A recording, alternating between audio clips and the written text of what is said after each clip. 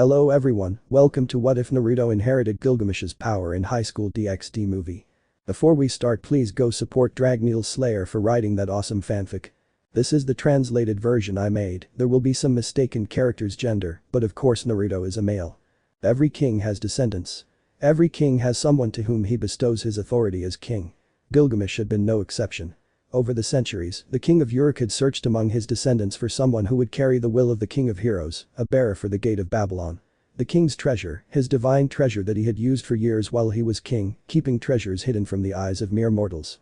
After at least 2 millennia or more, Gilgamesh managed to find a descendant worthy of being his reincarnation, his successor. That descendant was named Uzumaki Naruto. Chapter 1. He felt the blood rush to his mouth. He felt it running down his hand, down his weak fingers as they tried to cover the wound in his side, the result of a swift and precise stabbing.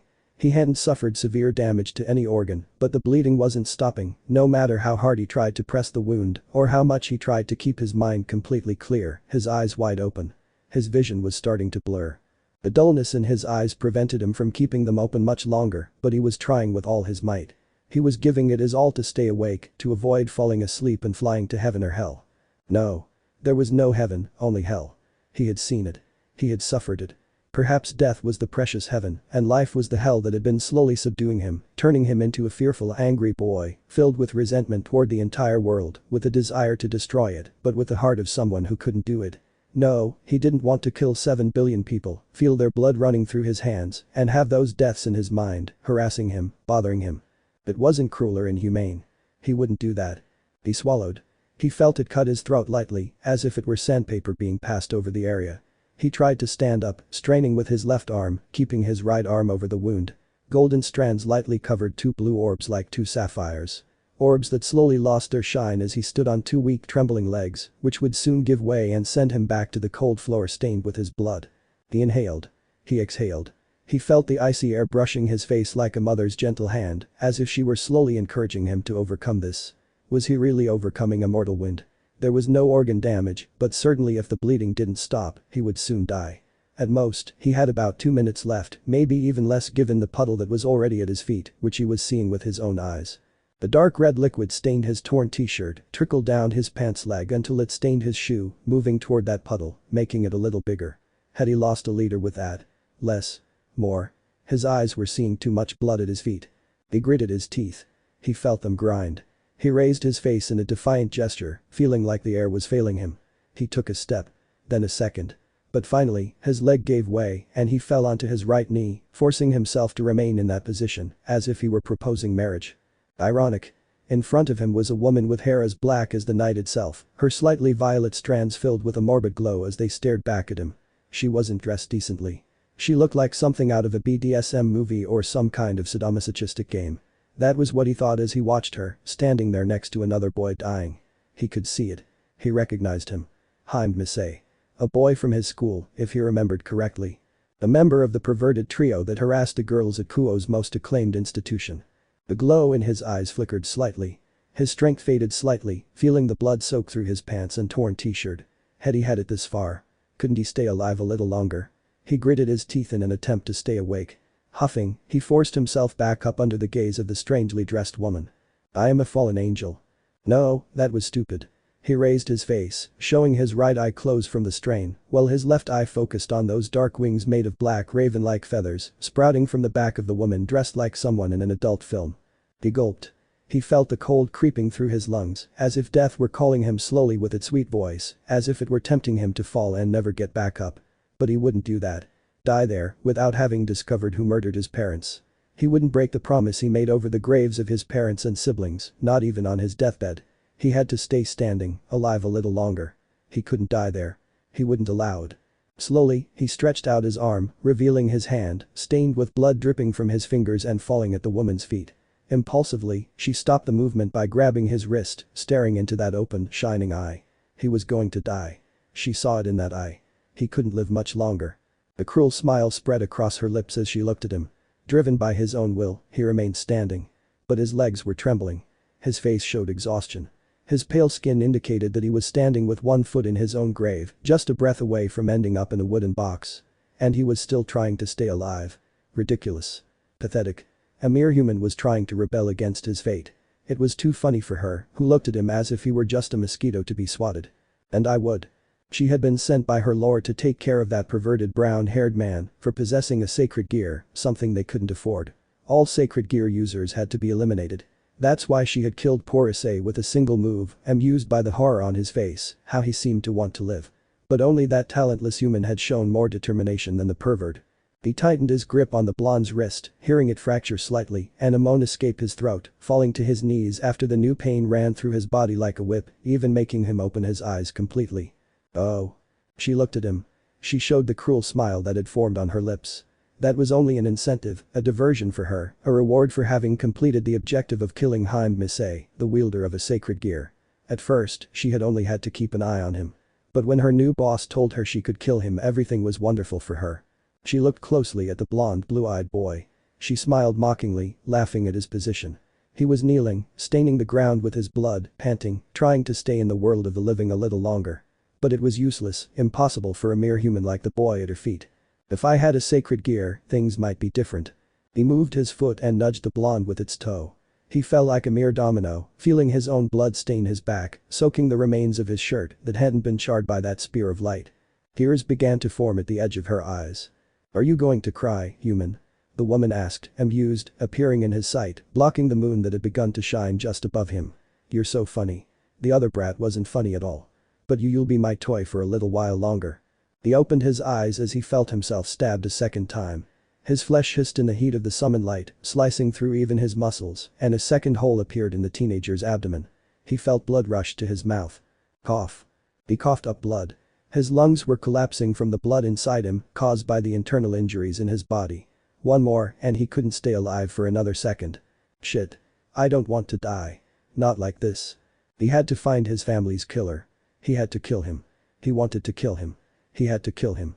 His mind never lost sight of that goal, but his life was slipping away like water through his fingers. He couldn't live another second. His body ached.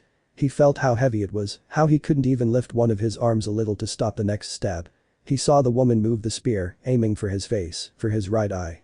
NGH. Bruck. The fall smiled wickedly, hearing the flesh being cut, the blood dripping to the ground. He moved his head slightly, looking at the boy at his feet, stepping on his abdomen with his heel, hearing another moan that sounded like music to his ears. But the image he expected was not the one his eyes captured. It had pierced the skin, yes, but it wasn't the boy's eye, but his right hand, which he had somehow raised to place between the spear and his eye, preventing his attack from reaching its target by a few millimeters. Well, the kitten is a little tiger, huh? She crooned lightly, smiling maliciously, watching the drops of blood fall down the boy's face. How much time did she have left? Soon the foul demons of that city would appear and she wouldn't be able to deal with them. She could feel it. Come on. The god of death requires your soul. She tried to withdraw the spear and run it through the boy again to end his life.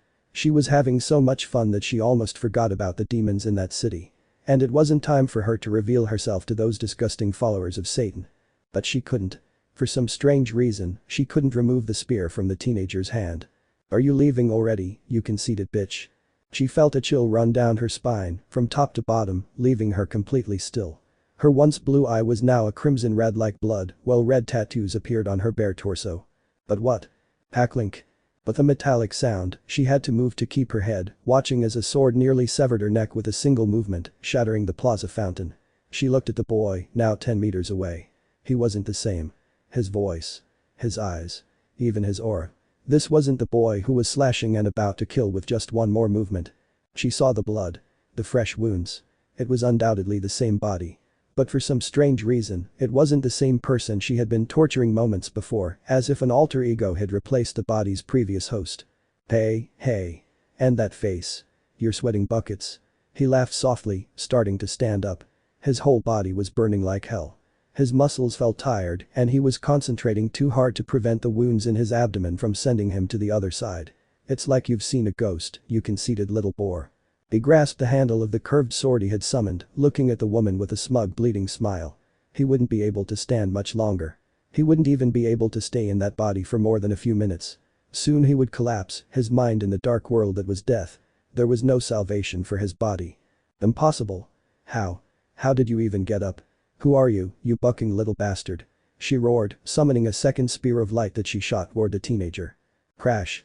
And before her eyes she was shattered by the blade of that human, splitting the spear of light in two with a slash that evoked the wind, making her retreat several steps back, feeling her hair stirred by the same hurricane force wind. How? How could a human break a spear of light? Don't buck with me, you human scum. He spat out those poisonous words, staring with bloodshot eyes at the boy who should have died, collapsed on that cold floor in his own pool of blood. But he was still standing, completely covered in blood, barely breathing, with a sword in his hand. I'm going to tear your body apart, scum. I'm going to pierce your heart with the next move. She summoned a spear of light magic, sweeping her arm back, flapping her wings to hover in the air. She was filled with hatred. Her heart yearned for the death of that human even more than that pervert. And he has a sacred gear. His face hadn't shown it at any point, but she was truly surprised. She'd seen the boy summon a sword from the air, his body undergoing slight changes compared to its previous appearance. That wasn't something a normal human could accomplish without a sacred gear. As Azazel had explained. A human could never face a supernatural being without a sacred gear. Try it if you want, you vain bitch, the boy hissed, blood dripping down his chin. He gripped the sword tightly, his red eyes staring at the fallen woman. She only froze in the throwing motion. I'm going to. But his body couldn't take any more. With internal bleeding, external damage and shattered bones, the golden-haired young man finally collapsed to the ground, feeling like his body couldn't move even a bit. He finally fell. PFFT, he slowly undid the light magic spear, feeling sweat trickle down his temple and drip from his chin to the ground. He's a danger to shit. They're already here. I'd better go. She displayed her dark wings in all their splendor. Enraged, she took one last look at the human who had caused her to feel, for a brief moment, fear. And she didn't like that feeling. No matter how hard she tried, it wouldn't leave her mind, her body. He gritted his teeth. The demons were already here. He wasn't going to waste any time satisfying their bloodlust. He'd rather save his own skin. Without further ado, she disappeared from the park just as a strange crimson circle began to form on the ground, illuminating the entire area with a brilliant red color. From the center of that circle, a beautiful girl began to appear. Hair like blood. Eyes blue as sea foam. A slim waist. Smooth, white skin. A generous bust on a slender body. Her face was slightly rounded at the chin, with a slight point. A pert nose adorned the beautiful young face of the teenager. That girl, who looked no older than 17, was none other than Rias Gremory, a student at Kuo Academy in the city of Kuo, Japan. Recognized and admired by everyone within the academy, Rias was known as one of the two great One-sama, earning the title of Butchma of the Occult Research Club and being the visible head of said club. However, that was not the truth behind the famous and beloved Rias Gremory. She really, beneath that sweet face, was a demon, a being come from the underworld itself to be able to learn about the human world itself. She belonged to the Gremory clan, being its next head of the same clan. Said clan belonged to the remnants of the 72 pillars of the demon, those with pure blood who survived the Holy War and then an internal war for an improvement within the underworld system that was rejected by those who were part of the old faction. Rias shook her head slightly, tossing her reddish hair behind her back, her sparkling eyes searching for whatever she'd gone to grab. She didn't let Kaneko, her precious first-year companion, chase after the academy's undesirable pervert just for fun, to see him rejected by women, young and old, if not to keep him under control. If it hadn't been for her beloved Kaneko's familiar, that boy would have ended up leaving the world. Gremory stopped her search when her eyes found what she was looking for. He remained lying on the ground, his skin pale, his hair hiding his eyes, stroking his serene hair. She looked down, finding the hole in his chest dripping with blood. Gently, she walked over, crouching beside the boy, moving her hand and gently brushing his face with her fingertips, enjoying the coolness of his skin. Beautiful. But that whisper, Haim Misei finally left the world of the living, leaving his life behind. But Rias hadn't ordered Kaneko to watch over him and let him escape into her hands. Not when the fallen angels themselves seemed to be after him, even to the point of killing him. Was his sacred gear really that dangerous? He brought his hands to the side, summoning a magic circle beneath them. It was time to revive his new servant. The fallen would pay for their audacity in entering his territory. Cough. That sound stopped her. Was there anyone else? Using her enhanced hearing, she searched for that harsh, congested sound. She opened her eyes to see a second boy lying on the ground in a huge pool of blood, barely breathing. She could see his back rising slightly, indicating he was still alive. But given the injuries on his body, it was practically impossible for that to last long. She didn't need to be an expert to see that in his condition, he had at most 2 minutes to live, or even much less. But the flick, Rias swept aside her blood-red hair, glaring at the blonde teen. Like Issei, he was wearing Kuo's uniform, though far more tattered and bloodstained. He had worse injuries than Issei. She could hear the soft breaths that came from his throat, hoarse, shattered by the bones passing through his lungs. Had the fallen angel almost targeted him? What was his motive? Rias knew those questions would go unanswered if she let him die or if she didn't cross paths with the fallen angel who caused this. Yuma. Like a lemon, the name of the girl who caught Issei's interest came to his mouth. Acidic. He scrunched his face in annoyance. He didn't want to think about that girl, the one who caused all of this. A disgusting fallen had intruded on his territory and simply taken almost 2 lives. I have nothing to lose by taking it too, he admitted with some reluctance. He waved his hand, creating a second magic circle. 2 pieces are better than 1. Guo Academy. Student Council. She readjusted her glasses on her face. For a few seconds, they had been dancing delicately on the bridge of her nose. Violet eyes studied the enormous room for several seconds before a sigh was heard. She stood effortlessly from her seat. Of the nearly 100 files and attachments that had been on the table in front of her that morning, not a single one remained. As student council president, she couldn't put off the paperwork for another day. Keeping everything in order was her self-imposed duty. Although it went only too well with her calm demeanor and cool analytical approach. A born strategist, she would always keep a cool head at all times and in all situations. She was Sumina Shitori, student council president and the highest authority within the academy. She was known for her iron fist, unable to let a mistake pass before her eyes. It wasn't in her nature. He turned his head toward the enormous window, observing the night that had fallen upon the city. He hoped for a calm, peaceful night, but that wasn't the case. He felt the fallen entering the city, the barrier being lifted, and 2 lives slowly leaving that world. It was easy to imagine what had happened. Rias. She didn't need to think too hard about someone who would take advantage of this whole situation. Her best friend, her childhood friend Rias Gremory, wasn't someone who would pass up the opportunity to obtain new pieces for her retinue. Like Rias, she was also a high-class devil, a member of one of the 72 pillars. Sumina let out a light sigh as she looked away from the window, watching the figure that was slightly hidden in the shadows. Tsubaki. With slow steps, Shinra Tsubaki appeared before the student council president. She had mid-back length black hair with a heterochromic fringe. She had a beaky face with smooth pale skin. She had light brown eyes behind wire-framed glasses. She was slightly taller than her, with a more pronounced breast and a more mature body. Hm. Shitori readjusted his glasses on his face with a slight movement. In his mind, Rias was taking up too much unnecessary space. Everything that had happened that night could be a problem in the future. He could sense it. And Rias Gremory always attracted trouble around her, as if she were a planet using gravity to keep its satellite orbiting around it. Only this will affect the rest of us, she reminded herself bitterly, pressing her lips into a thin line, never leaving that hard cold face. Have you called my sister? He asked harshly. Leviathan-sama is waiting for you right now, she replied, nodding slightly. Lucifer-sama is also interested in your report. Good. Be careful, Tsubaki added with real concern in her voice. Surzich's Lucifer, the former Gremory, was not someone to be trifled with. He was placed above the rest of the devils for one reason, and Sumina knew it perfectly well. Not even her sister, who was also one of the 4 demon kings of the underworld, could compete against the previous heir of the Gremory family. He looked at his friend, advisor, and right-hand woman. A slight smile appeared on his lips. She was a high-class demon, heiress to one of the most influential families in the underworld. Her execution by Lucifer himself would only bring trouble to him. We are demons, Tsubaki. Concern for others is a luxury we cannot afford, she stated calmly, beginning to walk toward the meeting room. Sumina Shitori. No, Sumina Shitori would not back down from accusations. She would not back down in the face of threats, false testimony, or evidence. Playing by the underworld's rules. It was only a game of survival. Chapter 2. He opened his eyes with a start, staring at the famous ceiling of his house. His body felt tired and heavy. His head ached, and his throat felt like it was being sanded down.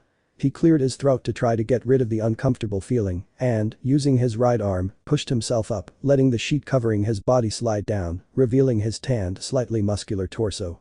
He looked down, using his hand to inspect the skin of his body, searching for any wounds, anything linked to the previous night's events.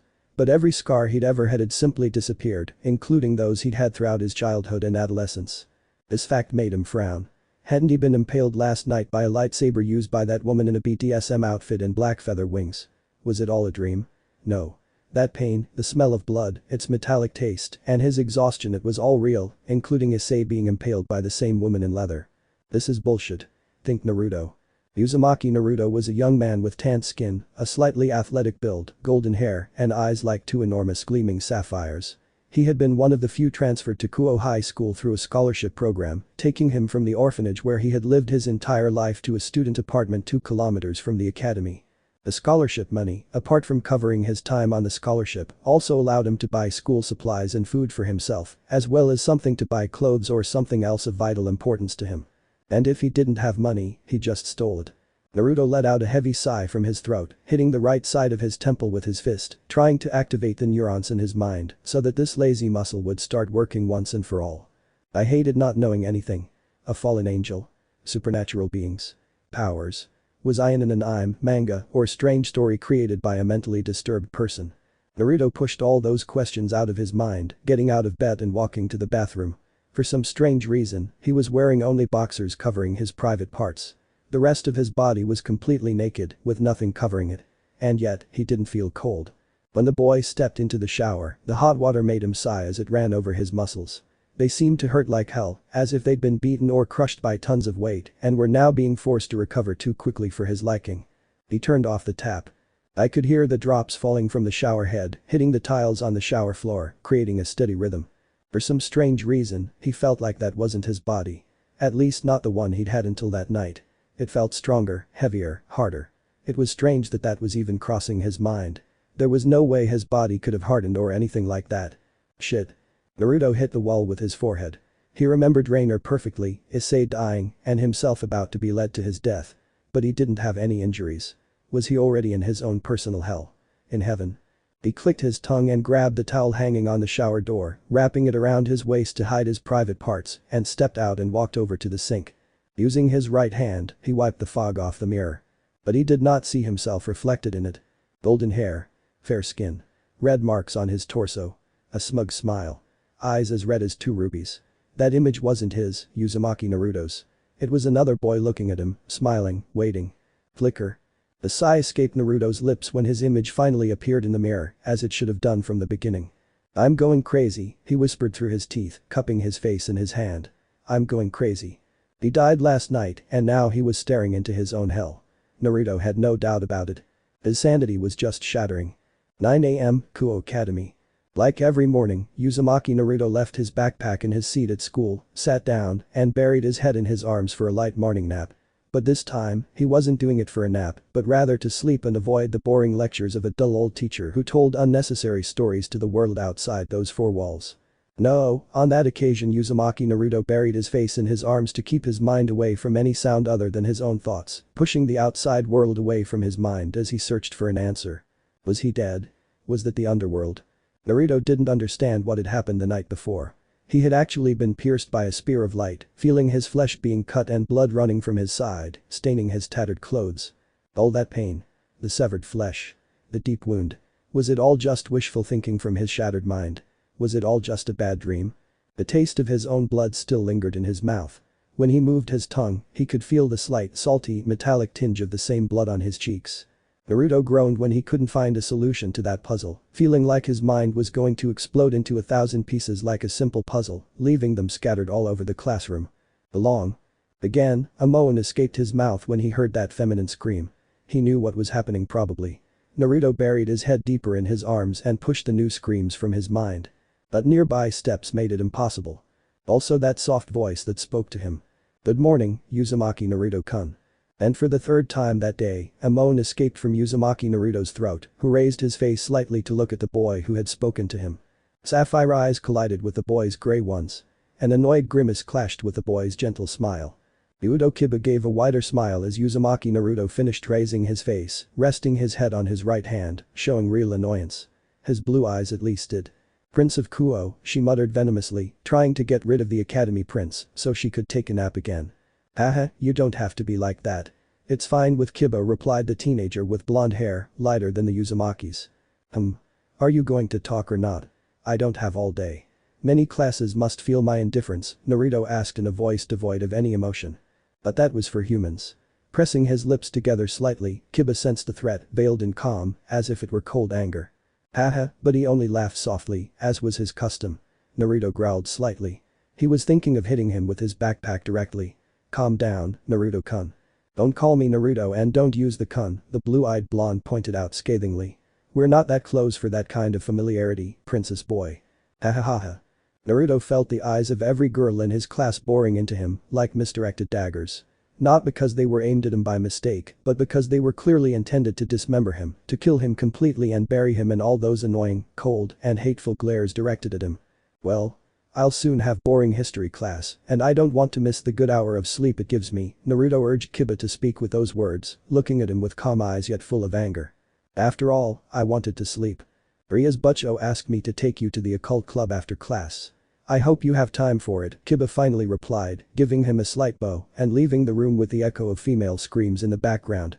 A small laugh escaped the Uzumaki's mouth and he buried his head in his arms again, now wondering why Ria's Gremory was willing to talk to him. They had never met and he didn't know her. He had nothing to talk to her about, but his interest was truly pushing him to follow Kiba's words and go to the Gremory club to see what she wanted. But that was his morning nap time.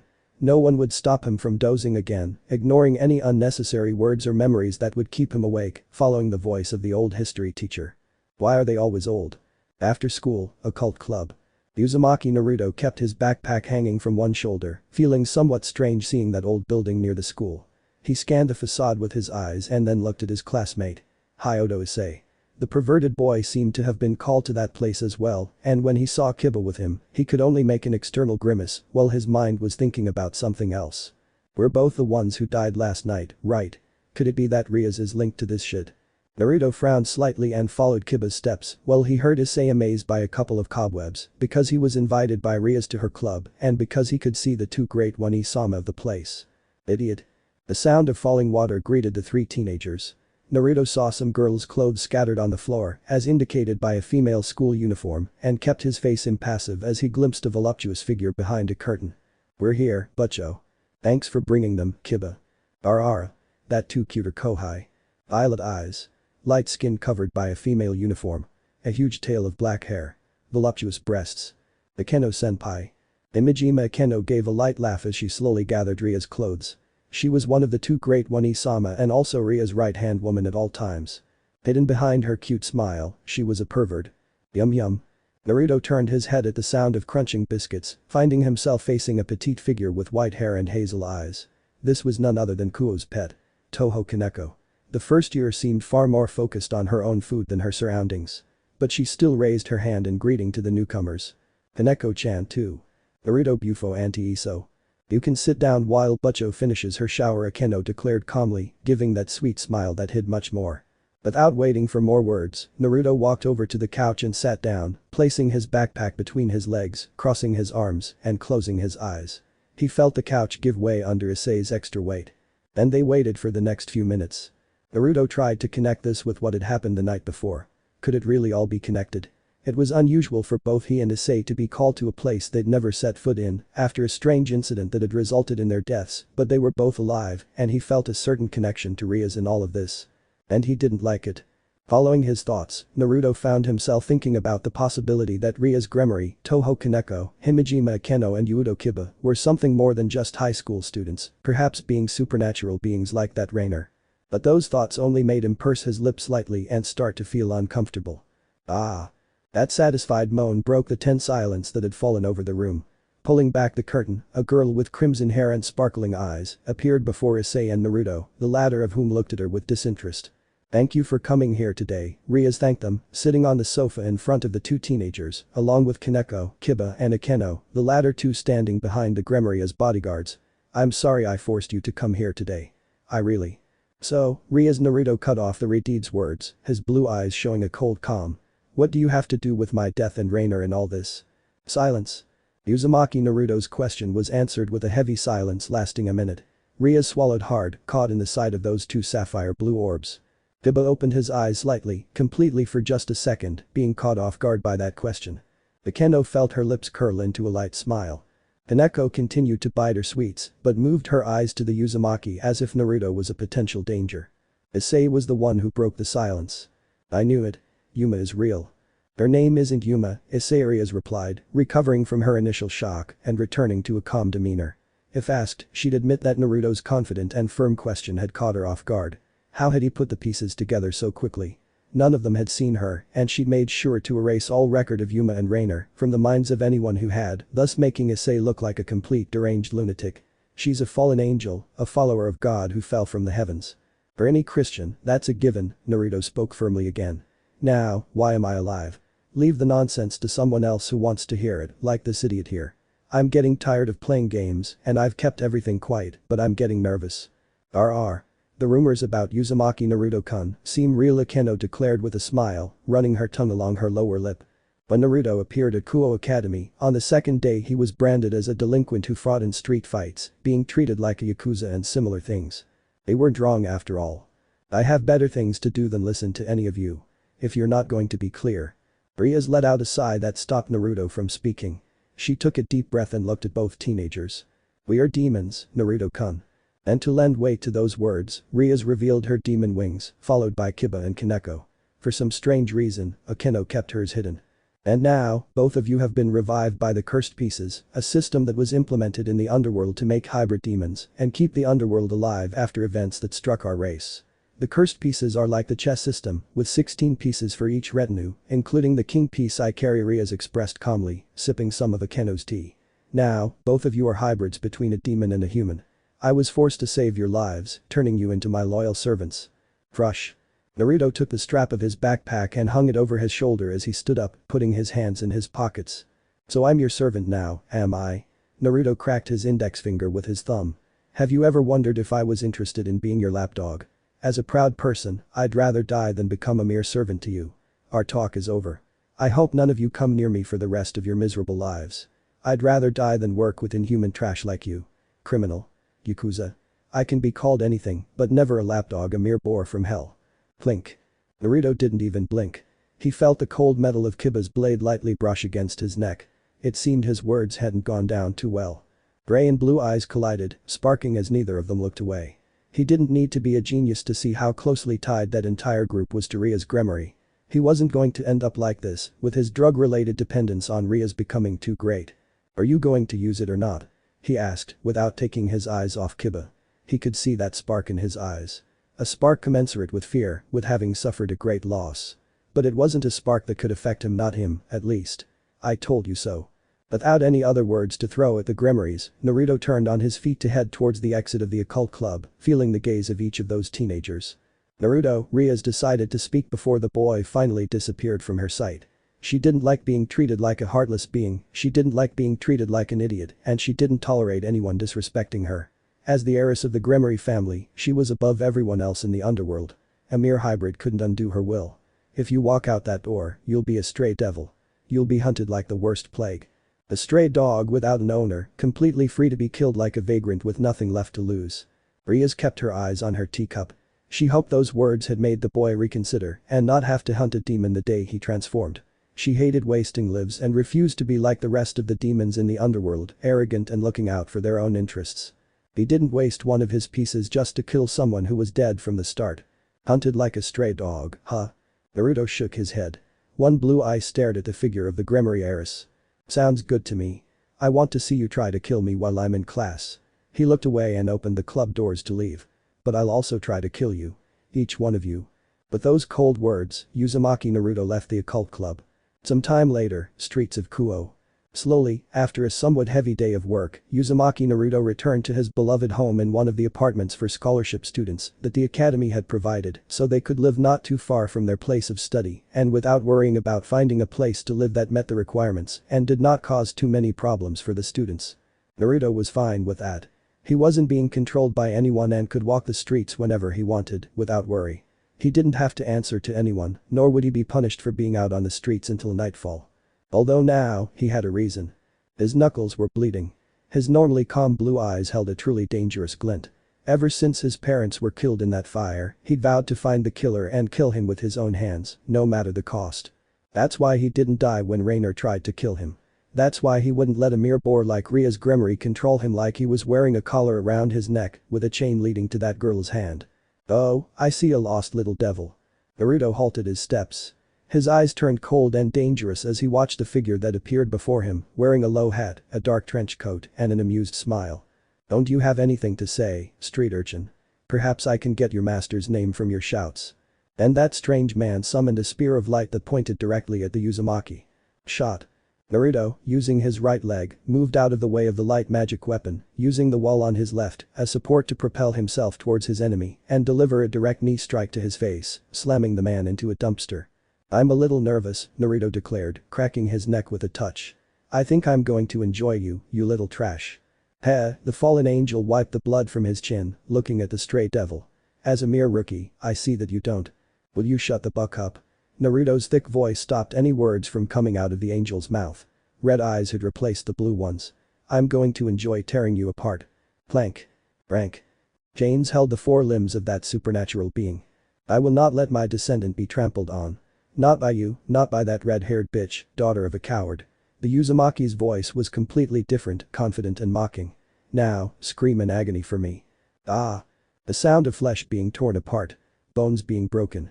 Blood splattering the ground. Those grotesque sounds were the beginning of cold death. Chapter 3. The sound of chains.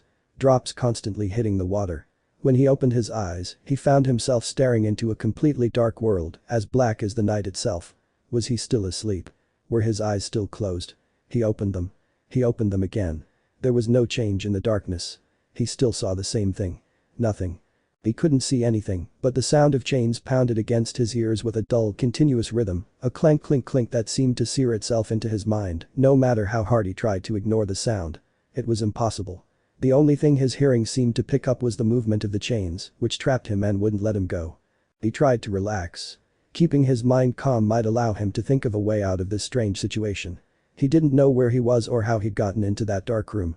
He couldn't feel any air, and no matter how hard he sniffed, he couldn't detect anything with his nose. He seemed to have been deprived of all his senses when they moved him there. But who had brought him to that dark room? Was it really that dark, like a moonless night? He gave a small snort, denying that statement. There were different solutions to that darkness. The first. He was blindfolded, so he couldn't make out anything, not even the light filtering through the crack under the door. The second. Somehow, perhaps some drug, he was momentarily blind and thus able to make out the sound of chains and drops of water on the other side of the door or wherever he'd been locked. And the third. He really was somewhere completely walled up and without light. Of the three options that came to mind, the third seemed the most ridiculous. What would someone gain from him by putting him in a completely walled-off room with no light or air? If he couldn't breathe, he'd eventually die. Air. He focused his nose on inhaling small amounts of air from that place. He couldn't detect any scent, but he could tell that the air in that room was fresh and not stale or polluted, so somewhere there was some kind of vent providing him with that fresh air, and that it could be his escape from that place and his return to the light of day. Although figuring out how he had gotten there was also one of his priorities, because the last thing he remembered was that man in a trench coat and hat. After that, everything went black for him. You can't escape from a place you yourself created. Velvety, soft and threatening, a male voice pulled him from his thoughts, cutting through the questions he was asking himself and the pondering he was having to find a way to escape from that place. With a flick of his finger, he turned his head completely, trying to somehow find the owner of that noble voice. The tone, the strength, everything seemed to indicate that the voice belonged to a man who had experienced many things, who knew things that no one else could discover just by seeing them. You're too stupid. Now, his eyes were completely filled with the light from the torches that were lit, creating a brief flash that made him raise his arm to cover his eyes for a few seconds until they adjusted to the new light source. Blinking a few times, he managed to lower his limb and look at a young man with straight blonde hair. This man sat on what appeared to be a golden throne, his chest bare, revealing the red tattoo marks on his torso and right arm, revealing the pale skin of them.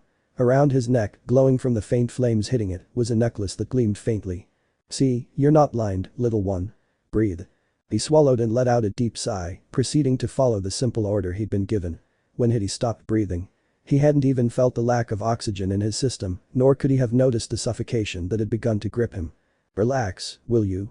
If I had wanted to kill you, I would have done it before giving you the light your human eyes needed, he said with a slight mocking tone, looking at his descendant as he remained on his golden throne. Those seconds he gained while he breathed again allowed him to observe the young man closely. He looked no more than 19, perhaps 20, but that voice was that of a mature man, a wise man who had lived through all the important eras of the world, who retained all his knowledge in his head. He had a truly athletic body, with muscles defined in his torso that weren't grotesque to look at, but rather something someone would actually enjoy. He didn't seem to have any imperfections, and the sparkle in those two crimson eyes seemed to be of amusement at his expense. And that soft laugh that escaped the man's throat didn't make him any better. You look too tense. If we were in my castle, I'd offer you something to drink. Unfortunately, we're only in your own castle. And my castle. She opened her eyes when she heard his voice tremble, stumbling over just two words. She stroked his neck lightly and kept her eyes on the majestic man. But that word really fell short. "It's not your castle as such," the man smiled, looking at the boy still kneeling before him. How long had it been since the last of his Uric subjects knelt before him? Probably millennia. "But if we're talking about property, all of this is yours." And he moved his arms, encompassing all that darkness that remained outside the torches. "Enough." He blinked, looking at his descendant. "Are you feeling irritated?" Blue eyes connected with red ones. Sapphires against rubies. Young eyes against truly old ones, almost since the beginning of humanity. DSK. He clicked his tongue. He balled his hands into fists and dropped his head, seeing his own face reflected in the pitch-black water. He was still wearing Kuo's uniform. It's good to feel irritated once in a while. Not all the time, as this could lead you to a state of mind where you only look at anything within 2 meters of your nose. Enough. He shook his head. Irritated eyes fixed the man on his seat, still with that mocking smile. "Who are you?" Maintaining that smile, the ruby-eyed youth leaned forward on his throne, focusing his eyes on the boy in front of him. "I am you and you are me," he replied. His voice sounded calm, ancient. For some strange reason, every time the man spoke, he felt like someone ancient. He could sense power in his voice. It wasn't a tone a normal person would use. Strangely, it was like the voice of a king from the fantasy stories his mother had once read to him. "Don't buck with me," he hissed, letting the anger escape his voice. Slowly, he began to stand up, still feeling the young man's eyes on him, analyzing him. "I'm not in the mood to joke." The crimson horse piece appeared between the man's thumb and forefinger. He moved it between his fingers, allowing him to see the figure in full detail. It was like those figures that Rhea showed to Issei and him. "From your eyes, I see that you recognize this figure." He moved his hand, catching the horse the man had thrown at him. He could tell there was hidden strength behind that simple casual movement. "What are you doing with this?" He looked at the horse now in his hand. Red as Rhea's Grimory's hair, as cold as the death that had pushed him into the arms of that maiden from hell. "Are you a follower of that boar?" Crack. He closed his hand. He felt the ivory horse give way as his hand closed around it, crushing it with the newfound strength he had gained after being reincarnated as a demon. It hadn't been his choice. It hadn't been something he could have truly accepted. To remain alive as a hybrid of demon and human. He felt repulsed by that. He could feel the bile rise in his throat and reach his mouth just by thinking about it for a second. "I hated that situation." "It's the piece that girl put in your body," the young man calmly answered the blue-eyed man's urgent question. "The horse or knight. Those who possess the speed to overcome their opponents. In a confrontation, they usually use swords or melee weapons, taking advantage of their speed. That Udokiba possesses the well-known sacred gear. Sword Birther, the creator of demonic swords. A fine instrument for a sword-wielding knight, if I may say so." DSK, he clenched both hands. "You're with them. You brought me to this dark place to make me reconsider and become part of their entourage." "Oh? A king like me has never bowed before gods, you little brat, powerful, authoritarian." The man's voice made him tremble, his eyes wide open, and his legs feel weak for a few seconds. "If I haven't given in to those gods of the first wave, why would I prostrate myself before filthy demons of such a young religion? That group of men in cassocks. Those lecherous Christian monsters who can't even shake the world we live in. Do you really expect someone like me, who has endangered the oldest gods, to side with mere newborns? Kushina should have told you about your lineage, you spoiled little brat." Hum. He brought his hand to his chest. He felt his heart pounding, as if he'd been running a marathon without stopping for a single second. He began to gasp for air, and his legs gave way, leaving him on his knees again, staring at his own reflection in the water, as dark as night, yet as clear as day. With just words, that man had brought him to his knees. And that irritated him completely. No one had ever brought him to his knees before. Not that boar in a leather suit, nor the conceited Redeed who had brought him back to the world as her servant. He gritted his teeth. "I just removed a little of that piece that torments you so much, little one, sincere, soft and powerful." The voice of that man completely flooded the dark room and the head of Uzumaki Naruto. "I have not been able to remove it, but with this I have prevented you from becoming a street demon, as that Grimory called you when you refused to follow her. With that attitude, I can undoubtedly say that you descend from myself." He swallowed. With an effort, he raised his face to look at the man sitting back on his precious golden throne. What? Playing boring games sometimes brings interesting things to one's doorstep. I want to see what the world has to offer me again. How many gods have grown since the days of Uruk? He rested his face on his right fist, observing the sharp gaze of his kneeling descendant. "Remember this, Uzumaki Naruto. I am not someone who kneels, who works for others. Everything I have obtained has been by my own hand and power. I am a demigod, 3 parts god and 1 part man.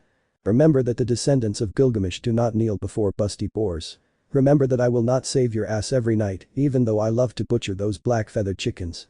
The Cult Club, midnight. She removed her glasses from her face with her right hand, feeling the headache hit her again and fatigue, causing her to sink completely into her soft cushioned seat. She moved her right leg and crossed it over her left, massaging the bridge of her nose with the index finger and thumb of her right hand, trying to somehow soothe the growing pain in her forehead. Recently, about 3 hours ago, Akeno had informed her of the death of a fallen angel within her territory. But it hadn't been a gentle death. That poor fallen angel had been completely dismembered, with body parts scattered throughout the alley, including his wings, which were nailed to the wall next to his completely naked torso. They still had to locate the lower body of the deceased, but it was going to be a headache for both her and Sona, her best friend and companion. They were both in charge of Kuo, and they couldn't let the incident go unnoticed due to the tensions between the Grigori and the underworld. If a new war broke out, neither side would get away with it. And, as if that were not enough, one of her pieces had reneged and the other had forced her to save a nun from the fallen of Rainer, that fallen angel who killed both Issei and Naruto. Everything seemed like chaos right now. If my brother finds out about this, the situation could really get worse. She was Rias of the House of Gremory, and unfortunately for her, her older brother was the current Lucifer of the 4 demon kings who maintained order in the underworld. She couldn't taint her brother's career or his future actions to maintain peace in the supernatural world. They had already gone through the Holy War and the Devil's Civil War to stay alive with the evil pieces. Again, he let out a tired sigh. His shoulders were completely tense and he could feel his body slightly weighed down by the responsibilities, like a slab falling on his body. He looked like Atlas holding up the world itself. Rias. For the 3rd time that day, a sigh escaped her soft lips. She blinked a few times and shifted her frothy eyes toward the figure standing in front of her, separated by the living room furniture. Sona. Both were heirs to their respective houses. She is from the Gremory house, one of the most influential after her parents' marriage, having 2 children with access to the Baal's power of destruction. Her friend was the heiress of the Citri family, a family with access to the finest medical care in the entire underworld, with access to an icy power that could even rival the Baal's destruction. It was not for nothing that Sona's older sister, Seraphol, was placed within the 4 demon kings as Leviathan, capable of freezing entire companies of soldiers. Or so the elders said about the current magical girl's power. Judging by your furrowed brow, your tense shoulders, and the glare you're sending me, things haven't been going well since Hyodo Issei and Uzumaki Naruto's revival, the Citri said, readjusting her glasses without blinking, keeping her clear eyes on her old friends. I've heard that Uzumaki doesn't want to be under your yoke. HMPF. A snort echoed through the room. Sona didn't need to study Rias too closely to know that she was annoyed at not being able to keep a mere hybrid under her control. That was what Rias Gremory was like. Controlling, manipulative to an unimaginable degree, letting her status set her above the rest. He's not an easy person to deal with, she muttered. She could still feel those eyes on her, forcing her to swallow her words and sit still. Poetry guy. Gang member. Reportedly, he's always hanging around the slums of Kuo, breaking into underground fights. I don't know if he still does it now, but he used to be known as the King of Fists.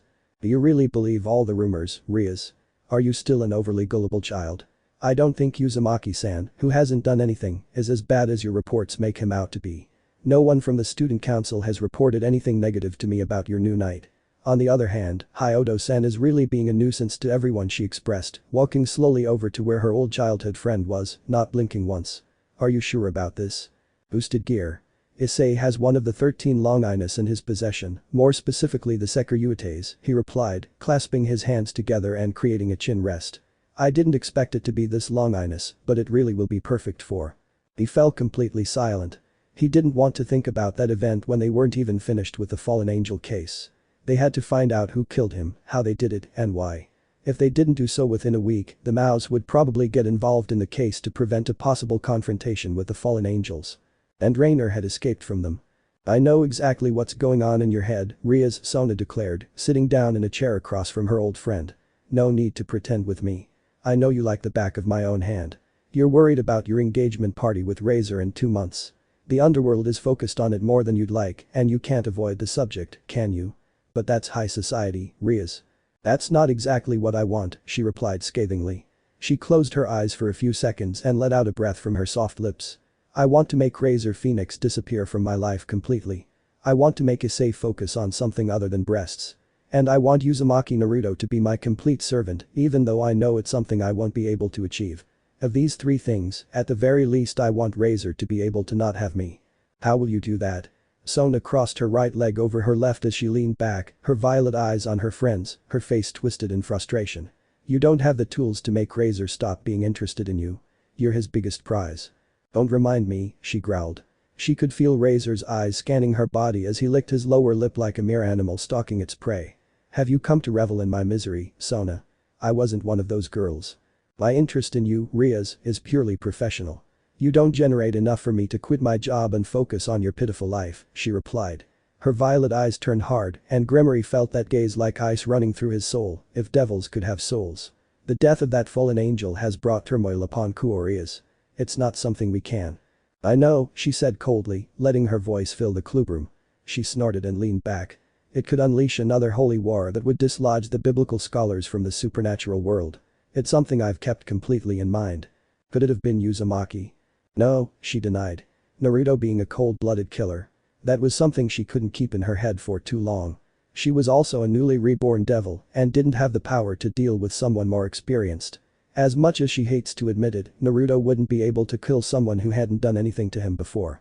And from what Tsubaki said, someone used magic. Naruto doesn't know how to use magic and his devil powers are newly acquired. He's innocent. Then we have a supernatural hunter in Riaz. We must find him soon. Abandoned church at the same time. He fell to his knees, feeling his skin tear. He slowly stretched out his right arm as he watched the dark feathers that had once been his wings fall right before his tear-filled eyes, at his feet. Donaseek. Middled. Kalwerner. All his companions had been killed by that red-eyed man, and now his turn was coming. They say pretty girls shouldn't cry, but you're just an aberration of nature. She felt fear. She, who had never felt anything other than disgust for a human being, felt fear when she saw those two ruby-colored eyes staring at her so piercingly. Her breath began to fail her, and she soon found herself kneeling, panting, feeling the cold sweat running down her face, soaking her night-black hair. She was no longer the fearsome Rainer, Kakabiel's faithful follower. She dropped that facade to take on the role of a simple, scared, trembling, tearful fawn. She couldn't even maintain enough dignity to hold back the tears that began to fall from her eyes. A week and a half ago, you tried to kill me. You laughed. You enjoyed it. You're really into Sado, huh? A chill ran down her spine when she felt the edge of that dagger against her scalp, forcing her to raise her head. Those red eyes were still as piercing as two arrows. She couldn't even think of anything other than surviving that interaction. But now you're just a scared little fawn. Look at you, all trembling and crying. She pressed her lips together as the blade of that dagger ran down her right cheek, across her chin, curving and grazing her bare neck, just above the Adam's apple. If he had wanted, with just a little force, she'd be dead with that dagger thrust through her neck, with only that ivory handle sticking out. And that makes me sick. Brack. He couldn't breathe. He felt the force, how that trembling steel blade pierced his neck just as he'd predicted. He saw his attacker exert minimal force, using only one hand to plunge that dagger into his neck. She cried. She really cried. She didn't want to die in that cold dark place, but she was. Without wings. Without company. She was used as a mere toy, a pawn in the game of more important people. Now she only had to pay for her sins, for having abandoned Elohim and taken that path, embracing mortal sins. Azazel-sama. He couldn't even speak. Even if he had wanted to, only a hollow, dry growl would have escaped his slashed throat, drowning in his own blood. Perhaps the time has come for the peace you so long for. She wasn't a peace lover. Not even in her hundreds of years of existence did she consider that angels, the fallen, and devils could form a bond unbound by death and blood and by the constant wars that always accompanied them due to their ideological differences. Now, feeling the cold breath of non-existence, I knew that everything was possible if each part did its part. When prey join forces, the predator flees. She blinked. She saw that lightly tanned face, those sapphire eyes staring coldly back at her. Hadn't those eyes been ruby-colored for a while? Were they the hallucinations of death? Gah. And he saw those red eyes before he died. One last time. But now he knew it was the same person, and yet, at the same time, it wasn't. Chapter 4. He breathed raggedly.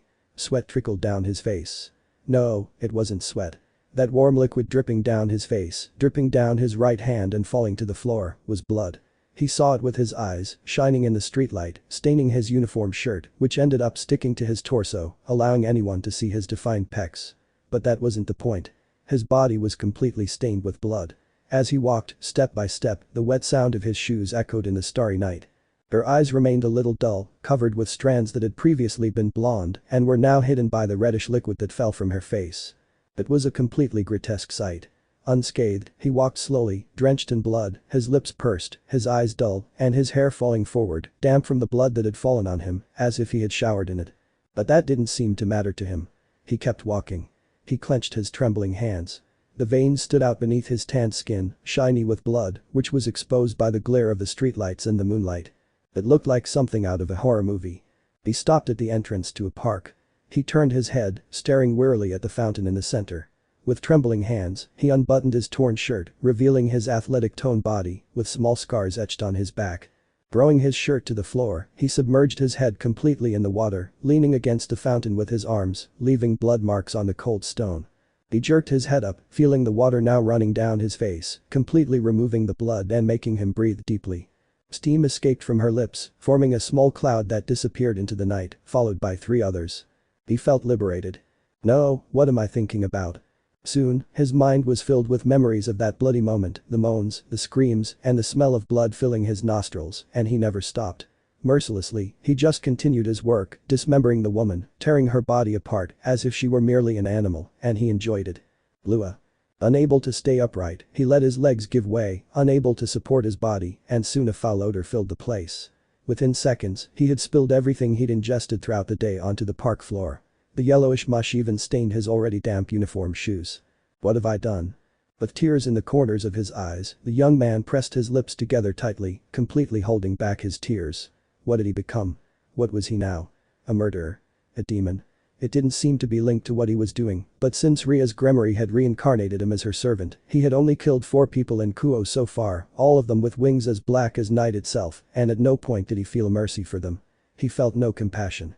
He could say that he felt pleasure in erasing those deranged beings from the world. He felt relieved. Ham. He slammed his right fist into the ground. Soon, blood began to appear over his shattered knuckles, spreading across the pavement. He didn't care about the foreshortening, the mangled flesh. He wanted to stop feeling good about murder. He hated killing. Briefly, in his mind, orange flames appeared. A house collapsed. Screams were heard. And he could only stand, watching as his home turned to ash, with his parents inside. That memory was always what kept him going. It was what kept him going now, right? I would say it is regrettable, but it is also understandable. Accompanied by the metallic sound, the blond man in her mind sat on the fountain, crossing his right leg over his left and summoning a cup with a golden circle in his right hand. His red eyes showed nothing beyond sane understanding. Shut up, the boy growled. He wasn't going to listen any longer. He didn't want to hear anything else. Shut up. You're in the denial stage. You shattered that woman with the golden chains of divine justice, the man declared, softly, cautiously, observing his descendant and checking his reaction. Pressuring someone in his state wasn't advisable for anyone. Only an idiot would truly do it. You've killed. 4 times. 4 stray dogs have been erased from the world, and 4 people have been saved in a way. Not everything is black and white, kid. Life has a shade of gray that's both dark and light, all depending on perspective, of course. Judging the actions of others without understanding their motivations isn't something that makes you a good person. To others, you might be a murderer, but what were your motivations? Those motivations have a name. Asia Argento. The teenager's eyes widened. Asia Argente, that nun who had greeted him kindly, who had smiled at him, who had helped a child, who had even made Issei seem kind at one point.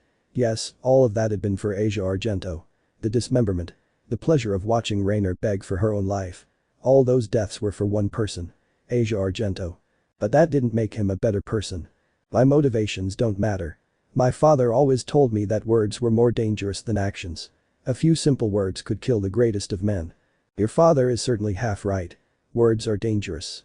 A few good words whispered in the right ear could cause an entire court to crumble, filled with exposed traitors with knives in their guts, the majestic man declared, lightly rocking the cup in his hand. However, actions are as important as words. That is something you, as king, must understand. I am not a king. Your land was erased from the world millennia ago, the young man declared, expressionless. I don't want to be king of anything. I don't deserve to be a king. Deserve it? The man twisted his lips into a cruel smile. The kingship is not deserved. To bear the weight of decisions, of actions, of death that is not deserved, dear descendant. Only the chosen ones could bear the weight of the cold crown taken from the hands of death itself, for death is linked to the kingship. You talk as if you know. My land, my kingdom, was erased while I was still king, the man declared, taking a sip of wine in his golden cup. My people gave their lives for Uruk. I gave my life for Uruk. As king, surrender and retreat were not an option. If I, the King of Kings, had retreated, what would I have become? A mere traitorous rat who deserved nothing but a pitiful and painful death. No, dear descendant. I do not speak as if I know. I know exactly what comes with the weight of being a king. Watching your subjects die. Watching your kingdom perish. All of it must be borne on the shoulders of the one who wears the crown of the kingdom. It is not something simple for everyone to do, little one. If everyone had been chosen to be king, what would be so special about being one or not? The word king would lose its meaning and would not be much different from any other word. The boy remained silent, kneeling before the King of Kings, his face bowed. He wasn't kneeling because he was willing to follow the elder's words. His legs wouldn't move and his body was completely paralyzed, so he couldn't even feel if he was still breathing. The weight of my blood is on your shoulders now, Uzumaki Naruto, son of Uruk, the man said. There was no pride in his tone. They were neutral words, devoid of any feeling. And I don't even know if I should kill you to eradicate your pitiful life from this world. Naruto slowly raised his face. Dull blue eyes met bright life-filled red eyes. Do it then. I should have let that lecherous woman kill you, but where would the fun be then? Uzumaki Naruto is merely a shell for me, the king of heroes Gilgamesh, to fill completely, the man said, finally giving the grand name of Gilgamesh. Gilgamesh. A worthy name for the fifth king of Uruk, a hero among heroes and a king among kings, achieving the greatest feats of his time, establishing himself as the king of heroes, and the beginning of those who after him sought to emulate him. I'm not going to let you out into the world, Naruto finally managed to stand up, denying any pretensions of his ancestor. I'm not going to let you back into the world. Perhaps you do not understand, boy, but it is too late for someone like you to stop my return. Gilgamesh tossed the cup aside, completely empty. The blood has been spilled. The sacrifices have been fulfilled. The body, void of all soul, has been laid to rest. I, Gilgamesh, have returned to bring glory to this world. Enraged, Naruto launched himself at the king. Brag. The chain shot out, piercing the young man's right leg and then his left shoulder, completely stopping the Uzumaki's movement. Ah. You know. The blood of Uruk runs through your veins, but you are not worthy of it. You let that filthy bitch resurrect you. You let those dogs roam your home. Are you really even my descendant? You should let me take care of everything. I will put those who have sullied your name in their place. I will bring peace to your home by marking the end of our enemies in blood. You're sick. You've already stained your hands. Don't you want revenge? Don't you want to know who killed your parents, my dear Kushina? Ask the one who is reborn from fire. He was the one who caused their deaths. By the time you realize you're just a pawn in the hands of darker, more sinister beings, it will be too late for the world. Remember, boy. I am the king of heroes.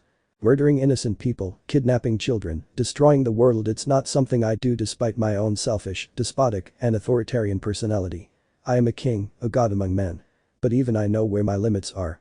With those words, Gilgamesh disappeared and darkness came to his descendant. The king's blood had been reborn. Vatican, headquarters.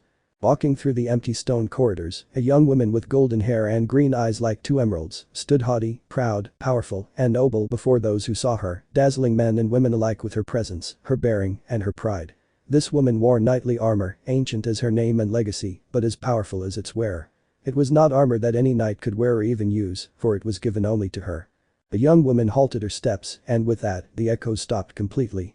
Her fine ivory face showed a slight twitch at the person who had stopped in front of her.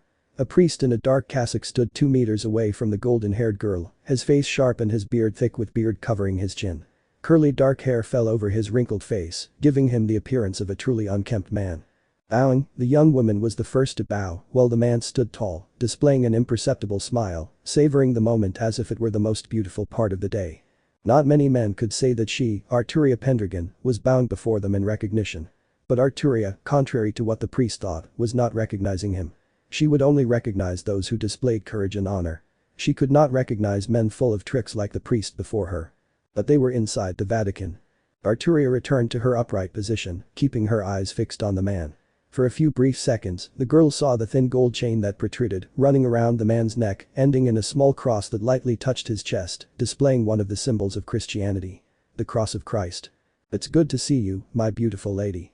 Today you are, as usual, resplendent. Smarmy, flattering, the man used his tongue to try, banally, to sweet-talk the woman. Arturia's eyes narrowed dangerously, and for a brief second, her mind conjured an image of the man being impaled by her. Sir Lewis.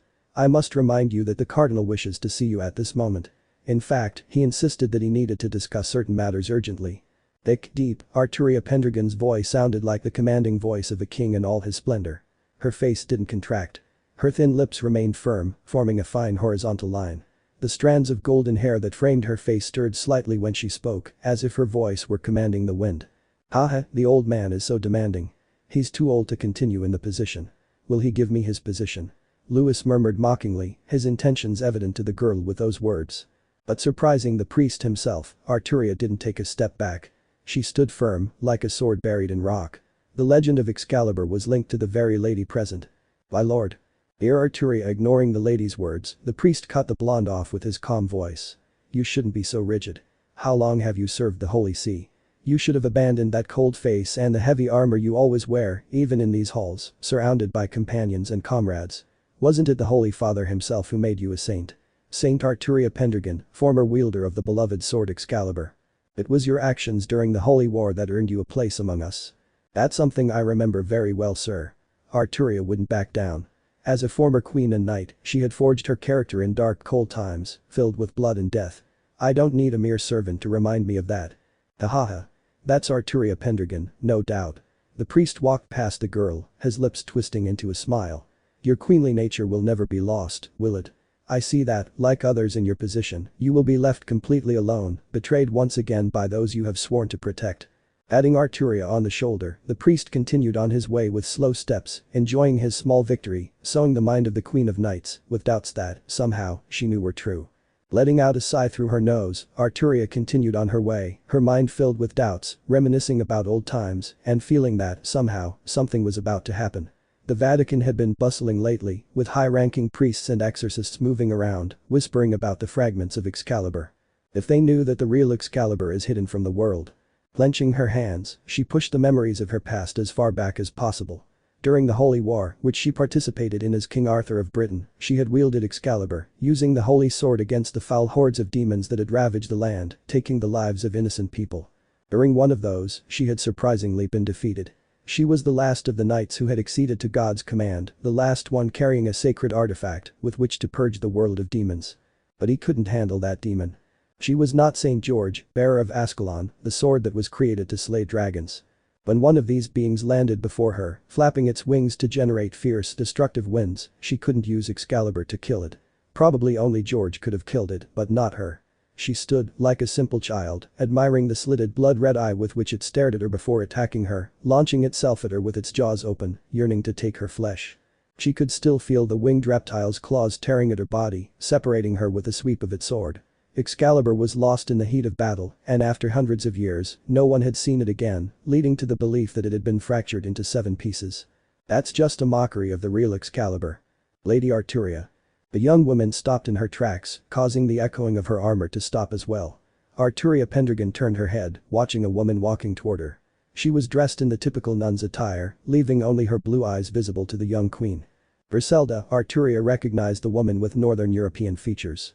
What can I do for you? I thought you were under the command of one of the archangels of heaven. Oh, well, my dear. My dear lord is so pleased with my work that he has allowed me to take a brief respite from my duties as a faithful servant so I can come to the Holy See. The woman finally stopped in front of the young queen. Smiling, the woman didn't look away when Pendragon's eyes met hers. And the Lord has set his sights on you, my dear. With the current troubles over one of Japan's cities, tensions between factions have increased exponentially, bringing us to the brink of war. What does my Lord Michael require of me? To maintain peace between the fallen and the demons, the Mao and Azazel himself have agreed to allow an envoy from the church to act as a mediator and observer to locate the murderer who is roaming the city, she declared. Arturia was no fool. She knew perfectly well that she would be sent as a mediator and observer, used to find the demon hunting the city's fallen. I understand, Lady Griselda, she bowed. Fulfilling my duties as one of the holy knights, I will go prepare my things and serve Lord Michael with my sword. Unbeknownst to her, Arturia Pendragon had sealed her fate. Chapter 5. He let out a sigh that echoed throughout the old room. Like a week ago, he found himself back in the occult building under the command of Grimory's entourage, sitting for the second time on one of the 2 sofas in the room, his back completely straight and his blue eyes scanning the room cautiously, assessing. He was surrounded by demons, although he was half demon now if what Riaz told him was true.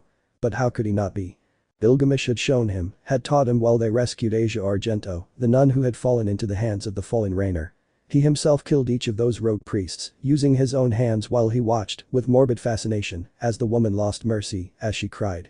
It disgusted him that someone would cry for him and he ended his life, only to vomit shortly afterward. He was still processing the murders he had committed that night a few days ago, not too many for his liking. He relaxed his posture completely on the sofa he had taken. He looked at everyone present in the room while waiting, like them, for Ria's grimoire to emerge from the shower located just behind the second sofa. His right-hand woman, Akeno, stood to the side of the bathroom entrance, the Redeed's clothes still neatly folded on her right arm, waiting to be used by the voluptuous body of her owner. He wasn't fooling himself. Ria's was a bitch, a controlling demon who only thought about herself. But her body was beautiful in a certain way, at least a lustful one. But still, she, like everyone else there, was a demon, albeit one of completely pure blood, without a trace of human or any other race, unlike himself or the catgirl standing right in front of him, eating a chocolate bun. A sigh brought him out of his thoughts. He shook his head slightly and looked at Hyodo Issei beside him, sprawled out on the sofa, accompanied by Asia. He couldn't believe the rejected nun had ended up in that group of misfits full of people who only deserved to die. Why was he there anyway? The sound of water ceased. The patter of the last drops accompanied the sound of the curtain moving and the sound of bare feet lightly touching the floor. Akeno. Pass me the clothes. Yufufu, yes, Ria's butcho. Akeno stretched out her garment-covered arm while using the other to pull back the curtain that served as a door. A few seconds later, the brunette withdrew her arm, but now without any garment occupying the space on the limb. They all waited. They heard the rustling of fabric, the swishing of hair, and the clicking of buttons. Ria's grimoire was preparing to greet her servants, her subjects, and that thought made him squirm in his seat. Was being there, at Ria's request, making him just another follower of that manipulative bitch. There had been threats the week before, threats he was willing to carry out if necessary. So why did she call him? Why did he come? It was a question that had been on his mind since he set foot in the occult club, walking until he sat on that sofa he'd previously occupied, not leaving a good impression on the rest of his classmates. I'm here. The sound of rustling fabric halted any further thought or chatter. Ria's, her crimson hair swaying slightly behind her, appeared in the club's main room. The academy uniform concealed almost her entire body, leaving only her bare legs exposed to prying eyes. Sorry for the delay. Don't worry, butcho. Needless to say, one person in the room was enchanted by the image of Grimoire's naked body behind a thin cloth. Crossing his arms over his chest, he glanced at Issei, finding the boy's presence certainly annoying. Thank you for coming, Uzumaki-san. Uzumaki Naruto turned his face toward his king, staring into the Redeed's ocean blue eyes for a split second. Afterward, he simply snorted and nodded, leaving no room for anything else. Since he was there, perhaps against his own wishes, he preferred to listen to what she had to say. And anyway, information is power. Inside the teenager's head, Gilgamesh's voice echoed. His words were wrapped in a melodic ancient and wise tone that would suggest the age of the young king residing within his descendant. Taking his seat on the throne, the king of heroes looked at Rias as Kushina's son did the same, a strange gleam in his ruby eyes. Why did you call us here, butcho? It was Toho Kaneko who spoke. The demoness kept her small mouth wrapped around a chocolate bun. Small smears of the sweet treat remained at the corners of her lips. Rias and everyone else had to sharpen their hearing a little more. Because the Nekomata had covered her mouth with the bun, the words came out completely muffled, barely reaching those present. Like a child, Kaneko kept her complete attention on her precious bun. Rias cleared her throat and sat down on the chair behind the desk in the living room. Brushing aside some blood-red strands of hair, Grimoire looked at her entire entourage for a few seconds, her sparkling eyes resting on the figure of her second knight. Uzumaki Naruto. She saw in the teenager's sapphire eyes the hatred he felt for her and the growing indifference he showed in the situation. However, despite the boy's feelings, he was there, waiting for an answer to his summons, and she had to thank him. In a few minutes, someone is going to come pay us a visit. The words stumbled out of the Redeed's thin lips. Everyone, except Issei, noticed that hesitant situation.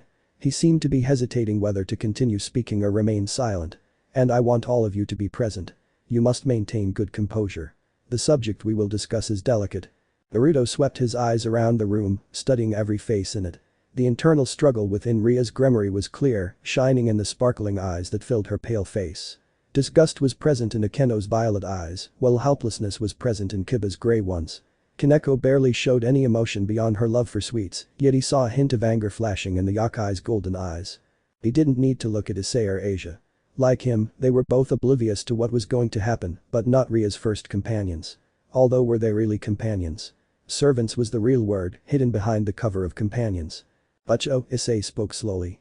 He didn't understand the urgency in the club president's voice or the negative emotions escaping from his other classmates. Naruto and Asia remained neutral, Naruto more than Asia clearly, but he couldn't see why the others were being so hostile. What's going on? Who's coming? Rias rubbed her forehead as she opened her mouth and let out a sigh of resignation. For years, or rather, for most of her life, she had fought against what was about to happen soon. And she hadn't managed to sway anyone from her resolve. Her fate was sealed at birth, and now she would have to submit to it without further ado. But she was a member of the Grimoire clan and a devil. She couldn't just submit as expected of someone lesser. Soon, the heat inside the room became slightly stifling.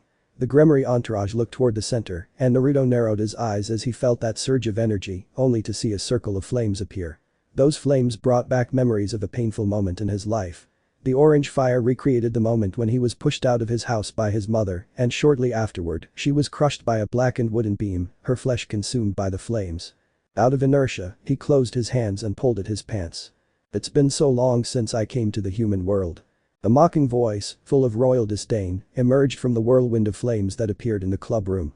The fire crackled and, as quickly as the wine, vanished, leaving only a few small embers surrounding the figure in the room. Arms stretched out in the shape of a cross, a smile shining on his face, a young man with a bob of blonde hair looked from one person to another in the room until he found his target.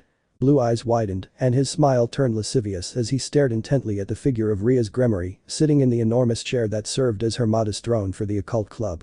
"Here Rias," he greeted, letting his fiery temper fill his voice. Gesturing, the man pointed to the sofa Kiba, Kaneko, and Akeno were occupying. The three of them shifted, and Rias narrowed her eyes. "Please take a seat, Rias. You don't want to hurt my feelings, do you?" Naruto recognized one thing about the boy. He was truly powerful compared to everyone else there. Probably only Gilgamesh in the room could completely tear him apart. The half-god hero had already dismembered fallen warriors with a tiny fraction of his power and never broke a sweat. How much would it take for him to be completely challenged? Standing up, Rias accepted the blonde man's invitation and walked to the second couch with light princess-like steps. The man sat down once Rias did, and the two remained there. Issei bowed towards Kaneko. "Hey, Kaneko-chan." "Who?" Issei. Naruto stopped his classmate's question. The brunette blinked once and looked at him. With his eyes focused solely on the new blonde in the room, the Uzumaki silenced the boosted gear wearer so he wouldn't cause trouble with the guest. "Keep your mouth completely shut, okay? This isn't the time for your games." He didn't look at the boy. He intertwined his hands and stretched his back completely, pressing it against the back of the sofa. Feeling a few strands of hair fall over his face, he blinked a few times without taking his eyes off the blonde and the Grimoire girl. He felt the tension in Ria's body, how she moved stiffly and spoke with a cutting tone, much more so than the one she used with him when she threatened them. He could feel the icy cold coming from every letter that escaped the teenager. However, that guest didn't seem surprised and kept his face completely unreadable to anyone but the boy himself. With his smug smile, he had taken Rias by the arm, dropping his hand onto the president's right breast. Naruto then noticed how the other members of the entourage seemed to tense up at the movement. He obviously ruled out Asia and Issei. Well, the boy seemed jealous. Asia didn't seem like someone who could understand everything with her innocence. "This is extremely amusing. It's a shame my finest wines were lost with the fall of Uruk. I still have plenty in my treasury, of course, but I was careless. My arrogance led me to believe I would win, even though it was clear we would all be wiped out." Leaning forward, Gilgamesh looked through his descendant's eyes at the closeness between Grimoire and the boy. His red eyes flashed as he felt that familiar surge of magic, and soon his smile turned cheeky, mocking, and ultimately bloodthirsty. He had found his biggest prey, and also the push the boy needed. Dropping his arms against the armrests of his golden throne, the king of heroes watched the reactions of both conversationalists with growing interest. Rias was tense, as evidenced by her robotic movements and the harsh cold words that slipped through her lips. The boy, on the other hand, was showing what he was. The one in charge of the situation. How could he not be? In that room, only he could end the life of that little bastard, and he wouldn't even break a sweat. However, to do that, he would have to borrow Uzumaki Naruto's body. And today he wasn't interested. In fact, he wasn't interested in helping his descendant at the moment. He'd have to deal with the devil on his own for a while, and he'd watch it all from the safe place inside the teenager. It wasn't as if he'd die if Uzumaki Naruto died, anyway. "This is your entourage, Rias." He turned his attention to all the devils in the room. He pursed his lip when he realized they were all, in one way or another, hybrids. Accepting the half yokai might be fine for him, but accepting the brown-eyed boy staring at him. "It's time. I'll introduce you to mine," he declared, flashing his trademark wide cocky grin. He withdrew his arm from Ria's side and saw out of the corner of his eye the calm that came over one of his fiancée's servants. "Come to me, my pieces." Once again, the room was filled with intense heat. Naruto pulled back his collar and stared into the flames intently. Would he use that fire ring every time he showed up? They might soon need the firefighters if they asked him. Razor-sama. Various bodies, all female, appeared in the center of the room. Each of the women in the harem moved toward the man sitting next to Ria's. Sensing this, the man stood up before everyone's eyes, grabbed one of the girls by the chin, and devoured her mouth. "Hey, bastard." Issei jumped out of his seat. He gritted his teeth and showed irritation at that. "You already have butcho, bastard. You can't do that." Razor Phoenix jerked his mouth away from the woman's. Mockingly, he looked directly into the boosted gear wearer's eyes and smiled with pleasure as that feeling erupted. He was eager to eliminate his wife's entourage, and that would be a perfectly legitimate opportunity. "Oh? Who are you, scum?" Naruto felt one of his eyebrows twitch. His blue eyes flickered red for a second. "Shut up." Issei swung his arm wildly, stirring the air. "I am Ria's butcho servant. Hyoto Issei." The smile only grew at that. The devil moved away from the woman and faced the hybrid with the most arrogant smile he could muster on his face. He pointed at Issei with a tanned, elongated finger. "The servant? Fine, you can go get me some tea, you little scum," he said, with as much venom as possible packed into those simple words. Issei pressed his lips together, forming a thin line. I'm going to kick you." The chestnut tree moved forward. Everyone saw it. "Please." At the same time Issei moved, a blue-haired girl did the same. She swung her bow staff at the teen, and soon Issei found himself thrown into the ground, groaning in pain. "Issei-kun." Asia moved towards him. Naruto frowned and watched, sitting, as the rest of Ria's pieces moved in a completely offensive pose towards Razor's pieces, which in turn had moved to show their position in that match. "Mira." The bow girl followed her master's words and moved against Asia. "Asia." Crack. Before wide eyes, splinters of wood flew as the staff was snapped in two. The young pawn in Phoenix's retinue stumbled backward, staring at the attack's interceptor. He dropped the end of the cane and, opening his hand, showed the pieces of it falling from his palm to the ground. "I had no problem with them attacking Issei. But Asia." Hey, Naruto spoke. Razor moved his attention to the blue-eyed knight and narrowed his own eyes for a second. "Were those red eyes for a second? I can take you flirting with the Reed-Eater leering at Himejima. I even accept this whole group of bitches accompanying you." A crunch came from the blonde's right hand as he cracked his knuckles. "But I don't accept you attacking Asia from behind.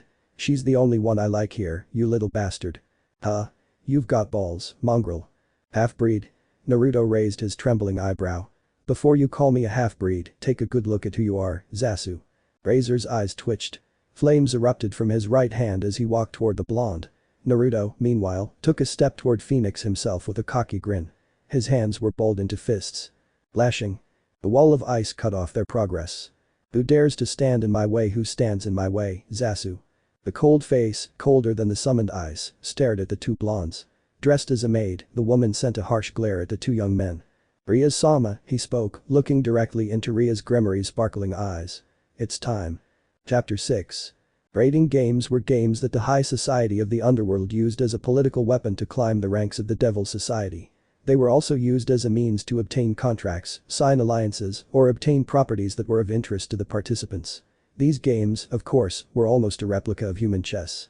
The pieces were placed around the battlefield, and the king had to be protected by his entourage to avoid being eliminated. If the king was removed from the game, it would end, and victory would go to the opponent. Of course, the king could fight in the battle and eliminate pieces himself, something that was not recommended. Like a real battle, strategy was present in raiding games at all times, placing the demon who acted as king as the commander-in-chief of his entourage. Therefore, he himself had to possess an extensive knowledge of tactics to emerge victorious from the confrontation and rise without too many casualties among his group. But unless it was agreed upon, death was far from affecting the participants of a raiding game. In the games there were a total of 16 participants per side, which made a total of 32 fighters who were divided into 2 rooks, 2 knights, 2 bishops, 1 king, 1 queen and 8 pawns. Unlike human chess, the evil pieces could end up entering a single body. The perfect example was Issei. The perverted teenager obtained the 8 pawn pieces from Ria's retinue inside her body when she was reborn, making the girl only have 1 pawn, but in turn, he obtained the power of the pieces in a multiplication of 8. He did not really obtain a power of 8, but by obtaining the 8 pawn pieces, the boy had in himself a power equivalent to 8 untrained pawns. And this could happen with the other pieces, except for the king, which was Ria's or queen, of which there was only 1. It could be considered an imbalance during a game, however, those with few pieces also had the most powerful pieces in the game if they had been trained, which would make the confrontation much more interesting for the audience and much more engaging for everyone, as well as unexpected. It wasn't always the numbers that won, but the quality of the pieces. This was the negative point that Ria's Gremory's entourage had over her fiancés. She didn't possess the full set of her 16 pieces, and 8 had been inserted into Issei's body. This left her with only 9 usable pieces, even though all 8 pieces were inside her pawn. And if she didn't possess the entire set of pieces and her fiancé did, the disadvantage was present in the rating game, a game that Rias herself accepted with the intention of freeing herself from that commitment she didn't want. And there were still 10 days left until that meeting. Due to the time lapse that Razor himself granted, filled with an ego and pride too large to even think he could be defeated, Rias decided to take her entire entourage to a house lost in the mountains, one of the many homes the Gremories had throughout Japan, as if they had tried to conquer Japanese territory. Perhaps it was a repercussion of her youngest daughter's interest in manga and Japanese culture. That was why Naruto had been dragged to that small school camping trip with the members of his king's entourage for accelerated training. 10 days in which he wouldn't attend Kuo Academy, but would be completely overwhelmed with information about the rating game and his new abilities as a demon, as a knight of Gremory. He had slain the fallen. Issei summoned his sacred gear, one of the 13 most powerful in the world. But neither Issei nor Naruto had any real training in the powers of a devil, in its functions. These were weaknesses that the other members of the Gremory entourage would try to make up for in those days. Naruto didn't have much faith that 10 days would be possible to complete a training that could take months, maybe years. Magic was something unique to bishops. Speed was an ability unheard of in the stats of knights or horses. Stamina and strength were within the rooks. Because of these characteristics, each member of Gremory had a second strong point. Magic was highest in bishops, being the peak point within the queen. And it was strange for that point to be strong in a piece other than one of the 2 known ones. Issei didn't have a large amount of magic within his system. Stamina, strength.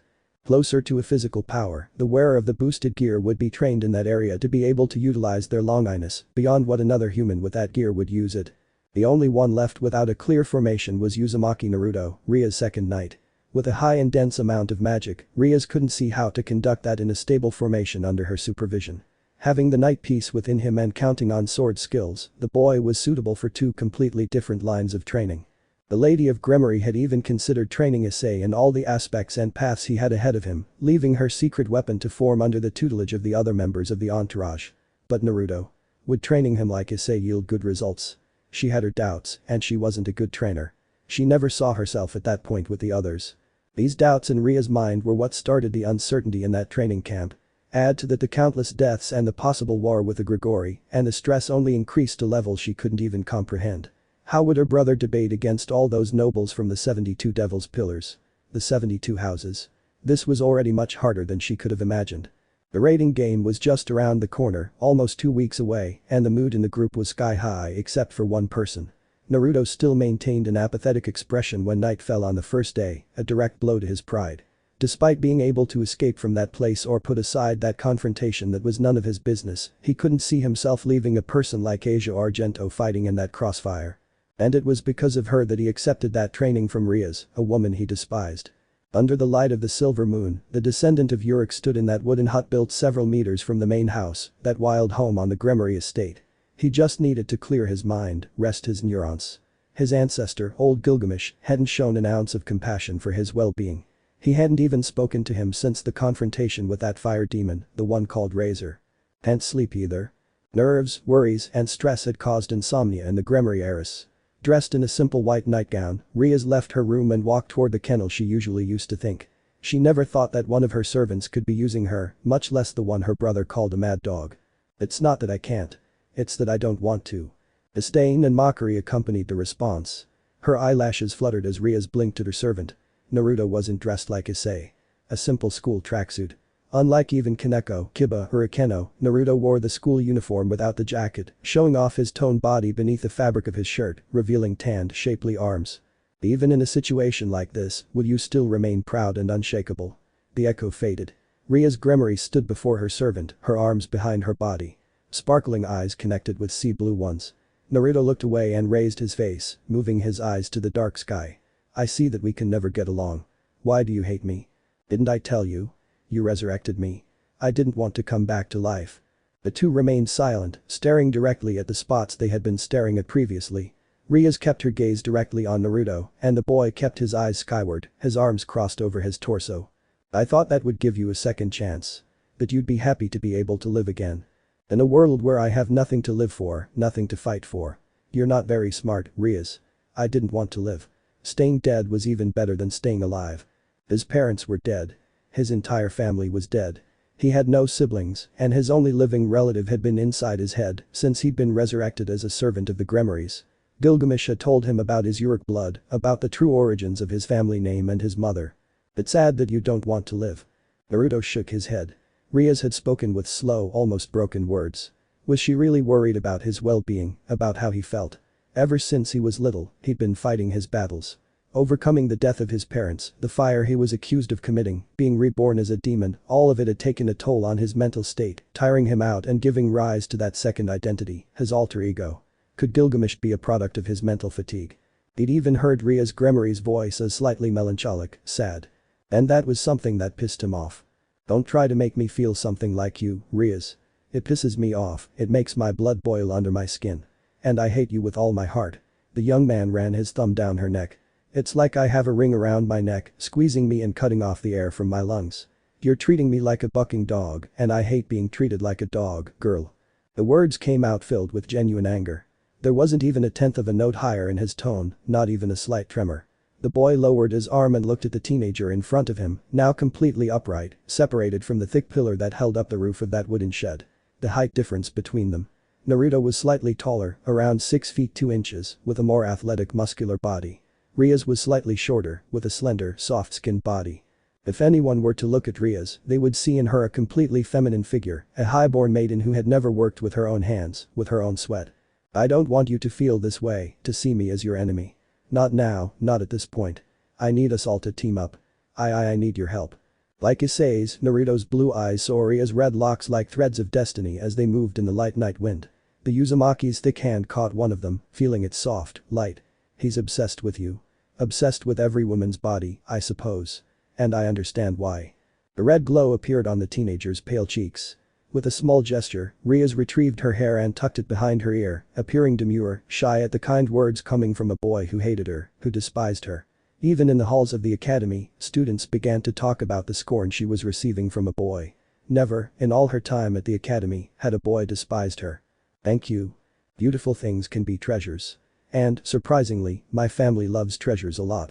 Despite Gilgamesh's short life, he did tell him about Uruk and his ability known as the Gate of Babylon, a skill that gave him access to the sacred treasures he had collected over the years. According to his ancestor, he himself possessed this ability, albeit to a lesser extent, only being able to access a fraction of the King of Heroes' power. You like me? Don't misinterpret my words, Rias. For several seconds, Rias saw another figure there, and it wasn't Naruto. I don't like you. I don't like you. You brought me back to life without my consent. You tied me to you like a miserable animal, with an invisible rope called the Piece of Evil. But despite all the negative points, I hate your fiancé much more. I can't stand that petulant, self-centered tone. It's just what you sound like.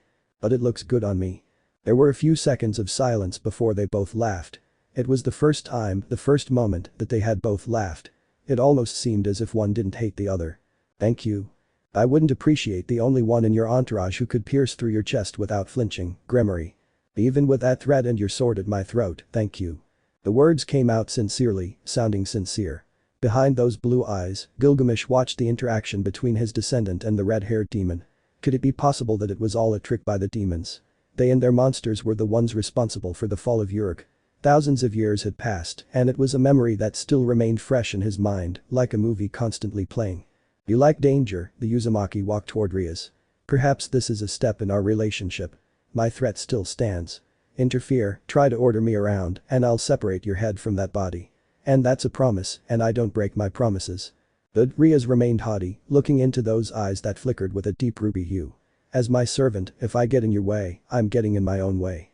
As my friend and comrade, I would never try to get in your way, to ruin your plans. The breath escaped from the Uzumaki's mouth, forming a sigh. That's the problem, Rias, the boy walked past, step by step. You've already gotten in my way. Rias turned on her heels, catching that small murmur. Death could be the end of the road.